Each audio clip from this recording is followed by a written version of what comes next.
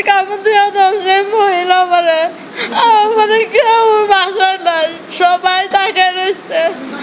আমি বাঁচতেছি, আমি বাসায় থাকতে পারি নাই।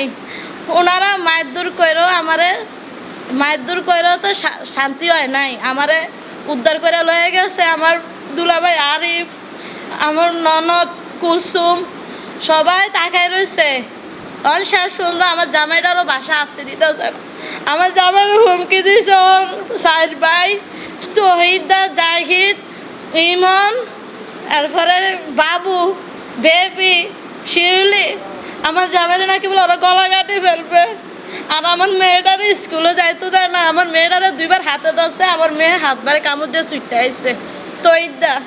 আমি বলছি মা তোর স্কুলে যাওয়া লাগবে না, তুই থাক বাসায়। উনি আমারে মারছে, মারি উনি আমারে আবার হুমকি দিতেছে থানায় যে উনি আমার নামে মামলা শো করছে। আমি চাই ভাই আমি বাঁচতাম চাই, আমার সুস্থ বিচার করেন, আমার জামাইরে বাঁচান, আমার সন্তানটিরও বাঁচান। আমার তোর কাছে টাকা আছে, আমার গলাছেন, আমার কাঠের জিনিস আমার আরো মারধর করে নিয়ে গেছে ওনার ভাই। আমার গায়ের উন্নাস গাড়ি নিয়ে নিচ্ছে।